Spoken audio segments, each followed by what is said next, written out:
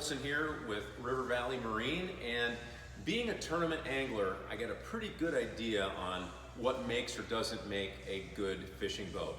Not just on the top end, meaning the high-end guys looking for tournaments, but for people that really are avid fishermen. And right now we're looking at the 185 Competitor, and this boat is laid out very, very well. You've got a large area in the front for casting, whether you're going to be working a large muskie bait or trolling walleye, you've got adequate area to work.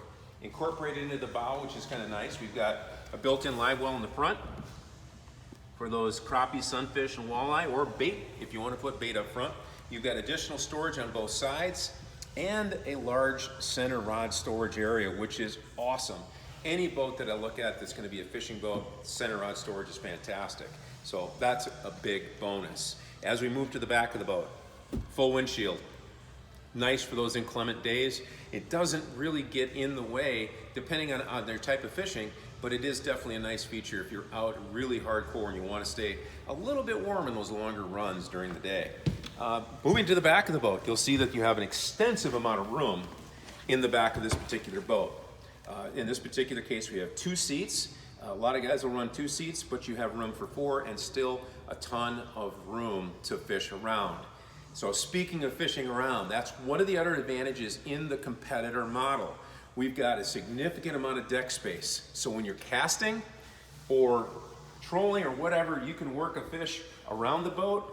You want to land that monster that's coming there. You don't want something getting in the way. In this particular case, you've got a ton of space. If you're casting with more than one person, that's another bonus as well. What else is here? We've got a 50-quart insulated cooler. Pretty neat. Of course, it's fully latched. More storage, battery storage, and accessory other storage for the engine. And of course, you've got the live well in the back of the boat, and it is also lighted. Both of them are lighted. We look at the rods themselves for storage in the back. This will take the larger rods of the muskie type without having to break them down. Really convenient. So again, the ability to really work around for this particular boat is fantastic. Narrow gunnel maximizes space in the boat.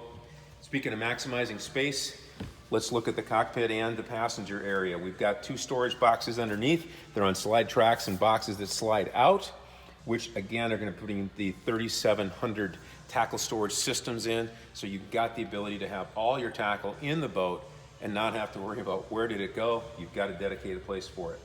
The dash area itself, we've got Lowrance. That's taking care of all the engine functionality for your gauges. You also have adequate space to mount whatever unit you want for the electronics, GPS, and sonar on the right-hand side. Full complement of switches, including bilge, aerator, horn, courtesy lights, etc. Of course, the Xfinity radio, which is already in the boat, and remote live well switches are also complementing the front, so you can drain or make sure you fill the live well from the front.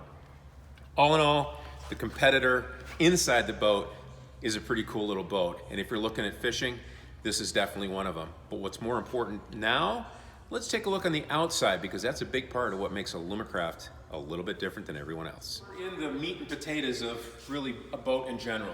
The inside defines the boat. The outside is really what gives you that overall, am I going to be comfortable in this boat in bigger waves, or is it going to track well for trolling, or whatever those cases might be. The big claim to fame with Alumacraft is the 2XB design. What is a 2XB design? It is 2 full plates of aluminum sandwiched together. But what does it mean to you is when you hit some of those cross waves, that most every other boat out there, when you hit it sideways, it'll create what's called an oil canning effect, or an unstable feel. This has a very solid feel no matter what angle you hit the waves. It's not an uncomfortable feel by any means. It is exceptional in ride. Combine that with the reverse chine. Now what this chine has is standard on their boats. It has a cup to it. So when it hits the wave, it curls the wave down and away from you. So you're not going to have the wet ride that you would have expected in a lot of boats in the same class. Unique without question. What else is nice is the fact that it sits on an Alumacraft trailer. Custom made for that particular boat, designed for it. We're also dealing with a trailer with swing tongue and brakes.